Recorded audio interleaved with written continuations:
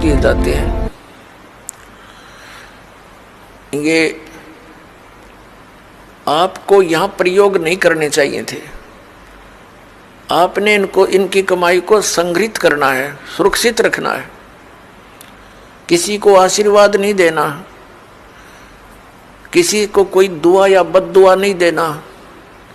बद्दुआ दोगे तो भी आपकी पुण्य अक्षीण होंगे, और किसी को आशीर्वाद दोगे तो भी आपके भक्ति कमाई समाप्त होगी, खर्च होगी।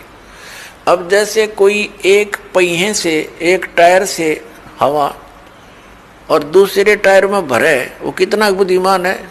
दोनों कंडम वो यूज है इसका। ये बुद्धिमान व्यक्ति ऐसे काम करता है, उसको सलाह देगा भाई यहाँ से जाइए, वहाँ आगे एक हवा भरने का यंत्र है, आप वहाँ से हवा भराइए, दोनों का काम चले। तो इस प्रकार हम अगर आशीर्वाद दे देते हैं तो हमारी पूंजी नष्ट हो जाती है, भक्ति। अब ना उसको लाभ, उसको थोड़ा सा लाभ उसको होगा, और आप यहीं रह गए, दोनों चौड़ चपट, क्या फायदा। तो इस प्रकार हमने अपने बच्चों को, भाई बहन, माता पिता, सबको, संबंधित जितने मित्र हैं या वैसे भी कोई, एक सद्भावना पूर्वक सबसे प्रार्थना करनी चाहिए कि आप भी दीक्षा लो और अपनी हवा आप भरो। जैसे एक पंप दे दिया जाता है साइकिल में हवा भरने का, तो सब ले लो पंप और अपनी भरो हवा, जब जरूरत पड़े फुल करो और चलो गाड़ी पर, सवारी पर। तो कहने का भाव ये है कि इसी प्रकार ये गुरुदेव जी से दीक्षा लेकर के आप स्वयं अपनी भक्ति मंत्र के जाप साधना के द्वारा अपने टायर में हवा स्वयं भरो और फिर चलो। तो इस प्रकार आप जी ने अब ना किसी को आशीर्वाद देना है, ना किसी को बद्दुआ देनी है, दोनों में हमें हानि है। पहले क्या था, इस काल का जाल है। आप देखते हो बुजुर्ग बड़े छोटों को आशीर्वाद देते हैं और बड़े उनके चरण छूते हैं, क्योंकि पहले जो एक आपने देखा होगा एक पाग सिस्टम है। पाग जैसे पिता की मृत्यु के उपरांत बड़े पुत्र को एक पाग बांधी जाती थी, पगड़ी, और फिर वो पिता वाले कर्म वो करता था। आप पिछला इतिहास देखिएगा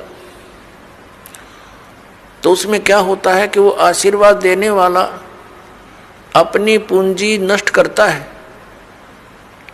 और उनको आशीर्वाद देता। जैसे आपने देखा होगा एक पुत्र वधू अपनी सास के पैर दबाती है, या किसी और बड़ी बूढ़ी के उसके पास बैठी है उसके पैर छूती है, वो उसको दुआ देती है, पुत्रवती हो, तेरे बेटे हो, पुतों फड़िए दूध दो, नहाइए, इस तरह के देते हैं।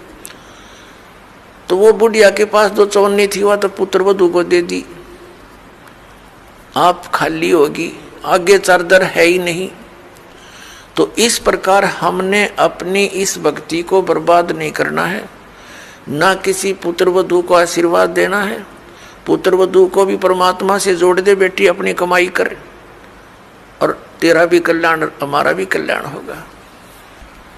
अपने आत्माओं, परमात्मा कहते हैं मेर तेर की जेवड़ी यू बड़ बंदा संसार, एक कबीरा ना बंदा जो है नाम आधार।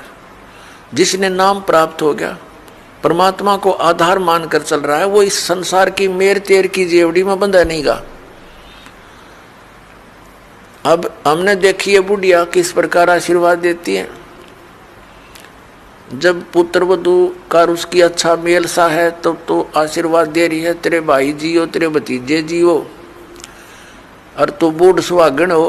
बूढ़ सुहागन माने मरा इतना तेरा पति नहीं मरा, वृद्धावस्था तक सुहागन बनी रहे। और अगले दिन उसकी होगी अनपन, बुढ़िया दे रही है गाल उसने, तेरे भाई मरियो, तेरे भतीजे मरियो, तुम रांड होइयो। बताओ, वो दूना टोटा कर लिया उसने। पहले तो आशीर्वाद देकर खोई, फिर उसने बद्दुआ देकर भक्ति खोई। तो ये कोई बात हो?